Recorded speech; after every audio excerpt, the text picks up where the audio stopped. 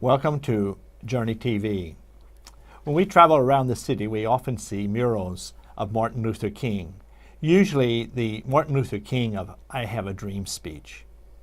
New York City is a city of dreamers, and that's certainly an appropriate mural for them. Sometimes the dreams turn to nightmares and hopes are dashed. Then people look around and see, how can we renew our dreams? How can we have strength to realize our old dreams? And they may turn to religious faith. The world can be different because there's someone else there, God, who can make the world come true in a different way than what you see. Perhaps the best-known biblical dreamer was the Magi, who came to visit Joseph, Mary, and Jesus, and then were told through a dream to leave by a different route because the ruler at the time had murderous intentions toward them and toward the baby Jesus.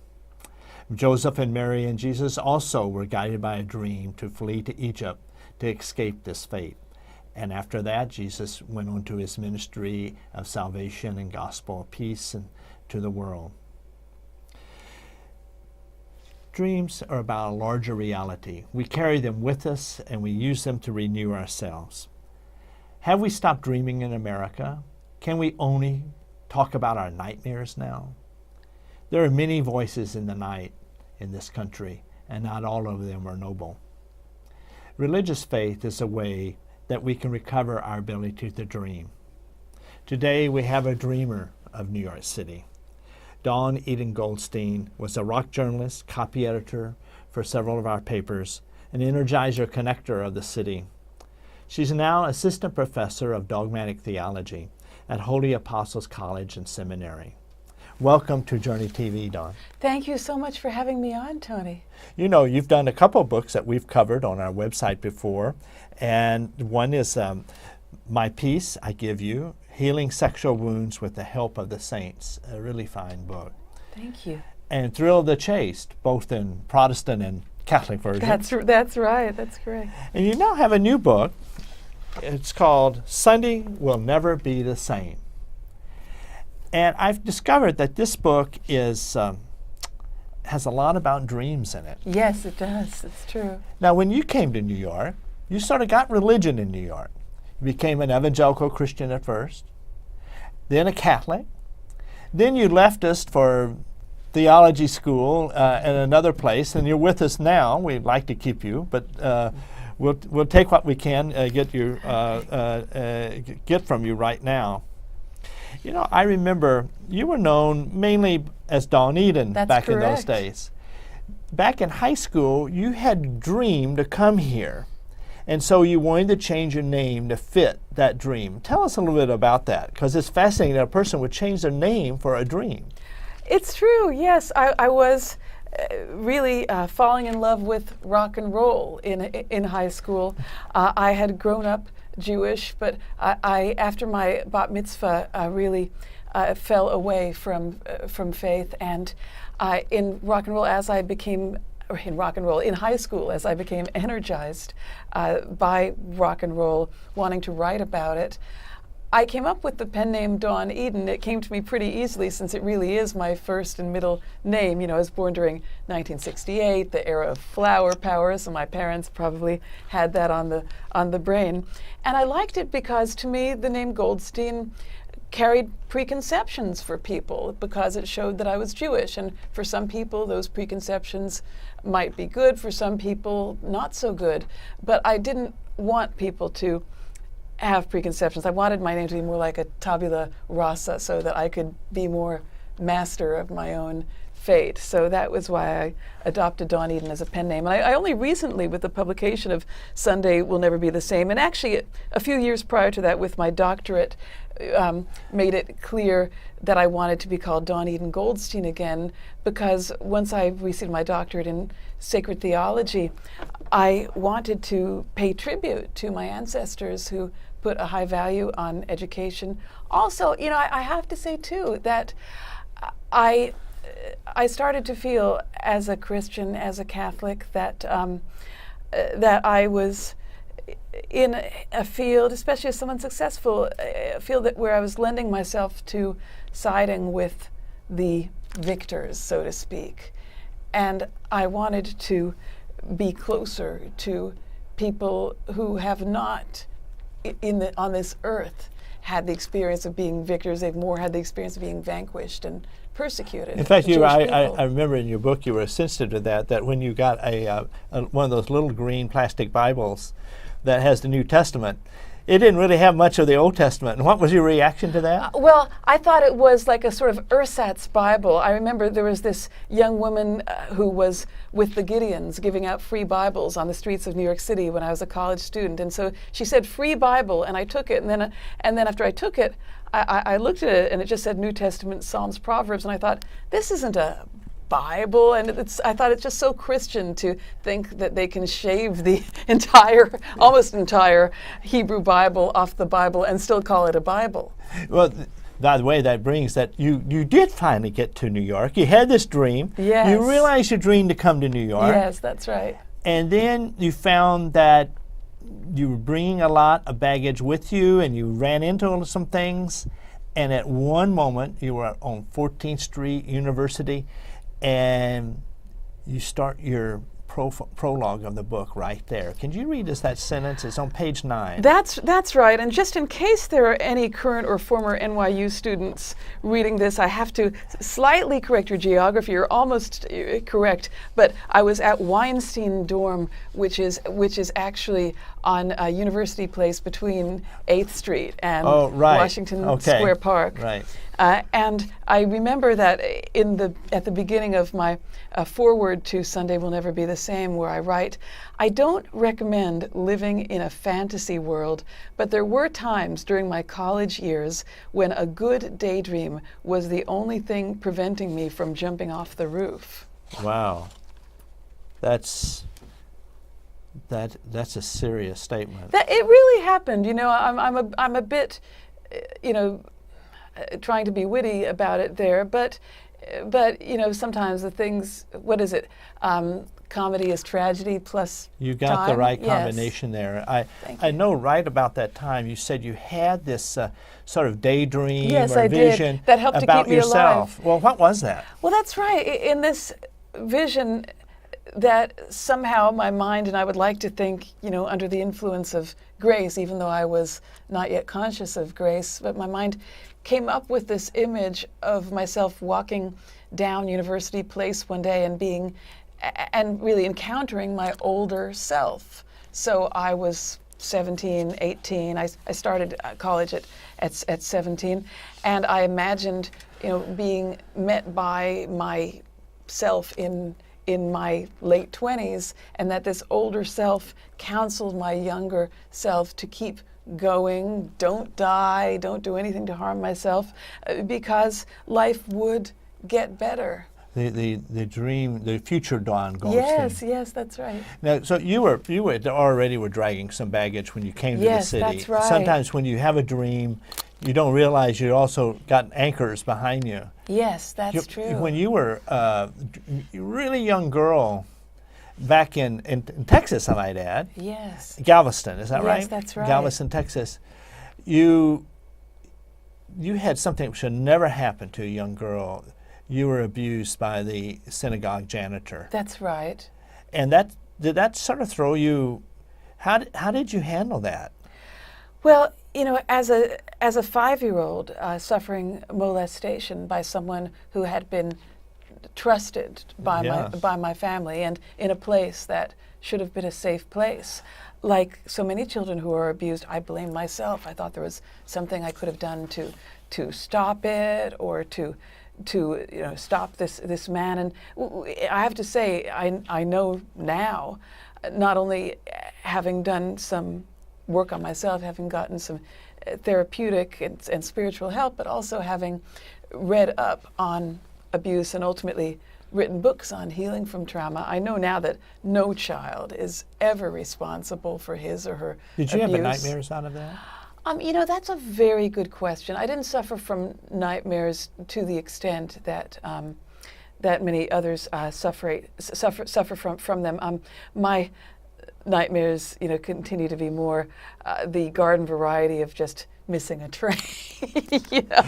But I do remember after you went to a summer camp back in Texas when you were a kid, you had a group picture. Yes, that is true. And why correct. did you do that? I'd like you to tell you what you did with that picture, because I got to tell you, I heard what you do, and it immediately just rips out your heart when you see it. You hear it. Thank you. Thanks. I'm glad to hear you say that, because what you're describing, which I'll certainly tell our viewers, it's something that I can become detached from, and it's good to be reminded that it really is shocking. So when I was in college and suffering from what I now know to be undiagnosed PTSD from the trauma that I suffered as a child, the abuse, and the misplaced guilt that I had internalized, I was given an assignment I was taking a communications class, and I was given an assignment write about the difference between a symbol and a sign, something like that. Yeah. And I talk about that in my memoir, Sunday Will Never Be the Same, that in college I came up with this memory, this true story of how when I was a kid, in my room at home, I had this group photo from my summer camp on my wall near my bed. And at some point, I just took a thumbtack and put it right through my face. You just put a thumbtack on your face. Yeah. Well, I would put it through, and sometimes I'd take it out and just have that hole where my face was. Sometimes I'd leave the thumbtack in, and it was one of many kinds of cries for help that I had.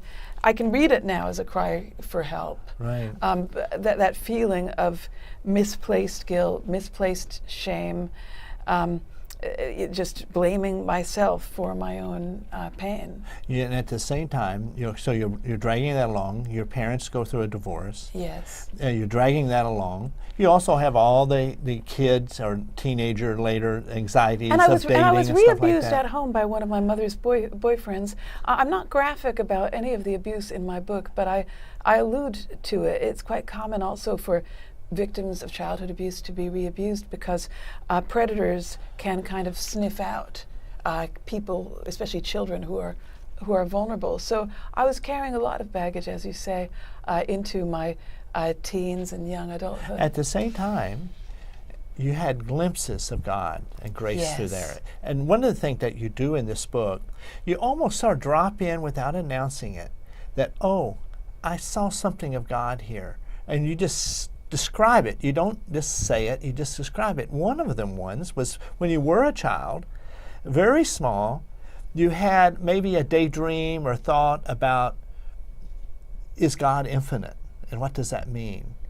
And were you you were very young then, and was that you were pondering that God was innocent, or you were just sort of musing, that God was infinite? Yes. Infinite, yes. Yes. Well, this was actually before my abuse, and what I kind of relate it to now is it's like there's this pious Catholic belief that the souls who are upon death going to be purified in purgatory have a vision of heaven prior to being sent to purgatory, so that they know that there's an end in sight, that they really are being destined for heaven. And for me, that was what that experience was like prior to my abuse, prior to other painful things that happened in my life. At the age of 5, I was in my parents' backyard, and I looked out onto Galveston Bay, and I just suddenly had this fleeting sense that this understanding, really, that the answer to everything was love, and that if everyone just loved each other, there would be no wars, no unhappiness. And I had this great joy with this feeling, and then almost immediately the feeling of, no, that's stupid. I can't tell people about this. They'll just think I'm dumb. So it wasn't something that I talked about afterwards. There's sort of a seed, but it didn't quite grow. Well, I think it stayed with me, though, on some level because I remember, and I don't remember that many things from that age, but the fact that it stayed with me tells me that the Lord used it in some way to give me hope that He was present during the many years of my teenagehood and young adulthood when I was questioning. And when you got to New York and you sort of, you're not living a religious life when you come to New York, but you run across in lyrics and things like this sort of little hints that there's something more going on. Yes, that's right. What were some of the songs? Well, who did you like? What were your favorite bands at that time when you got first to New York? Well, there were some local bands I liked who went on to become famous. I mean, this was 1985, and I was going to concerts by the Smithereens and They Might Be Giants, both of whom became popular. I was also very much into the garage scene, the kind of neo-garage psychedelia scene that was popular in New York City at that time, very fleeting. And then I leapt from that The Fuzz Tones. Oh my goodness, I'm very impressed that you remember the Fuzz Tones. Because they've got one song. What is it called? What was it called? City of Destruction? I don't remember that one. The City of Shame. Oh no, that was Robin Hitchcock. Oh, actually. Hitchcock did that. Yes, yes. But that has that song itself has a little bit of sort of hopefulness in it in some places. Yes, well, it's and you mentioned that in the book. It's City of Shame is interesting. It's certainly something that that struck me when I was listening to it. It's got some profound lyrics like, "It was in the city of love, all the flesh I ate was never enough. Though I knew it wasn't good for my soul, my body hungered for the ultimate goal." So in that lyric by the British singer-songwriter Robin Hitchcock, whom I loved when I was in college, there's that sense of love as well as music being a response to a kind of hunger for something ultimate. You know, as we go through our life, sometimes we maybe are not religious, but we see these things. We don't really. Yes. I would see them, and I would not really know what to make of them, except there was a nice sentiment. But then when you start looking back, and when you come really face to face with God, you start saying, "Oh, you know what? I've run across this before," and then things start to gel with you. And in some sense, your book is about how those things sort of scattered through your life. Yes, that's right. And then eventually sort of came together. It's even places that you wouldn't think is religious at all is very close because they're close to dreaming. You have some moments where you sort of feel ecstasy in listening to rock concerts. Yes. Yeah, ecstasy is very close to dreaming. It takes you to another reality. Yes, that's I wonder true. if you could read us on page 43. There's Sure. a really great couple of paragraphs there Thank you. that talk about this. And by the way, this is you give a sort of a diary-like time period. When was this? You say it was written when? Well, you know, or when it happened? It happened the wee small hours of the morning, as Sinatra would say, March 18th, 1986. So I was 17 and a half. And so you put there, Friday, March 18th, 1986, 12:23 a.m. That's right. What I'm trying to do, more than just having a diary entry, is to place the reader inside my head, inside my interior monologue. I wanted to capture that because I felt that when I'd written before in earlier books about experiences that I'd had that contributed to my conversion, I was giving readers too much theological overlay. I was overlaying my later interpretation, and I thought if a memoir about my faith journey is really going to be convincing, then I can't put on later interpretation. I have to write about what I felt as it happened. So that's what I'm trying to do. This is very powerful. First, when I read your book, I said, well, where's the narrative? Where I'm being taught? And I'm thinking, it seems like just a jumble. But then I start to read and to discover that you had a certain sensibility about it, that it's actually, the book is like a book of dreams. in order to recreate these moments, Yes. you sort of recreate them in your mind as if you're daydreaming about them or dreaming. So you Yes, get the yes. whole fullness of the reality of the feeling. And when I started seeing you were doing that, all of a sudden I say, oh, you're giving us a book of dreams, and we're asking us to step right in that and live in those Yes, dreams. yes. And it really works. And that's what I would say with readers. They should look. It says you're going to enter into this world. That Dawn is saying, I'm right in the middle of it. I'm describing you what I'm seeing all around us. And if you come there, you'll see and feel it too. And on page 43, the very first paragraph, it is so, it gets this. And I wish you'd share that with our Thank you. And viewers. just one more quick observation, just to riff off of what you said about dreams. The reason I used the present tense is because from childhood I was fascinated with dream interpretation, and in books on dream interpretation advising readers to keep a dream diary, they say to write about dreams in the present tense because that's how we remember better. So this really is a book of It dreams. truly is, yes. So that's a It makes it profound classic, observation. you know. A book of dreams is like a classic book, something you can go back to over and over again because it's about really an alternative reality. Then in this case, it is real reality, but Yes. it's thought of from the dream world to reality. It's really extraordinary way you do that. Thank you. Wow, thank you so much.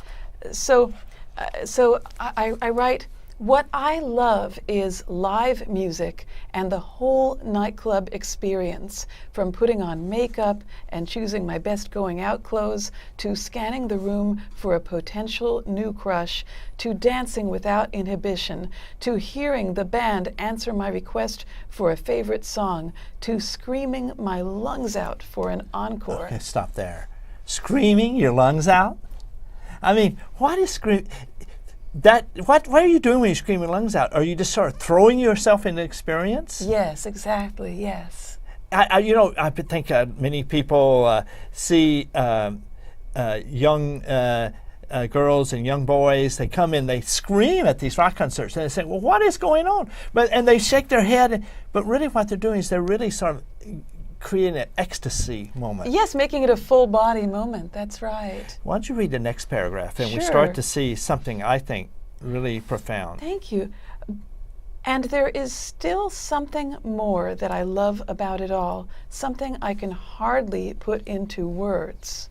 It has to do with the fact that it is night.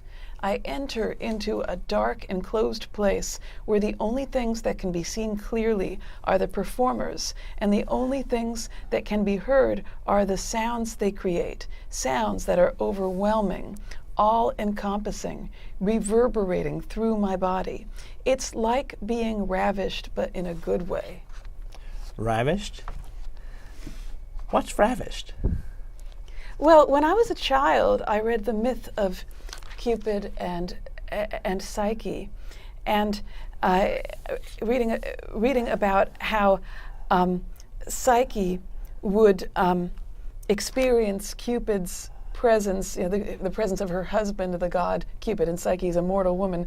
She'd experience his presence at night and not actually see him, and but feel him physically. And I got that sort of fantasy as a young girl of that experience of being visited by a presence where there's this sensation, and adolescent girl that becomes really intriguing, because it's one thing to look at someone who's handsome, it's another thing to feel that presence. It could almost be like a spiritual experience, being ravished by God, because it yes, lifts you something up. all-encompassing. I'm not saying I it's think, yes. not a sexual relation. It's this relation where all of a sudden you're just encompassed by someone. Well, that's exactly it. And I have to say, I don't run with the people who try to explain Bernini's Saint Teresa in Ecstasy as being, just like sex but only better. I don't I don't think No. that we can, make a one-to-one comparison between sexual experience and experience of the divine. But I think what we can say is that in our experiences of greatest physical ecstasy, we have the experience of something that is completely all-encompassing, mind, body, spirit, and that in that sense only we can say something similar of divine experience. Now, I wanted to bring up a couple of people before we run out of our time, but I know that several people here were important for you. I'll just bring them up. Father Newhouse was important, Father Rutler, Father Buddha. These were all important and an important priest in New York. Father Newhouse has passed away. What do you dream about now? Well, now I really dream about reaching people who are the most difficult to reach. I did an interview recently for Catholic Radio where I was asked if there's one ideal person that I'd want to read Sunday It Will Never Be the Same, who would it be? And I said, someone who hates the church. And I think I maybe even scandalized this poor announcer. But I meant it because I look back at the people that I knew in high school, in college, in the music world, and some of them, thankfully not all of them, but some of them really think that Christianity and particularly Catholicism are the problem rather than the solution. So I hoped in writing Sunday Will Never Be the Same to write the kind of book that Christians could give to someone who's non-Christian, that would show them why someone would actually want to accept Jesus and follow him. And I think real key there is that when you read this book, Sunday Will Never Be the Same, is that you're stepping into sort of a person who's dreaming about what it was like, so it's really real. It's experiential. You see both the presence of God scattered along and also the present with nightmares too. Well, really thank you for coming with us today and help us catch up with you and tell us about your new book. Viewers, I hope that you will be join us with realizing our dreams and having dreams, and that you'll join us next time on Journey TV. This is Tony Carnes, your fellow dreamer, with a journey through NYC religions. Thank you very much.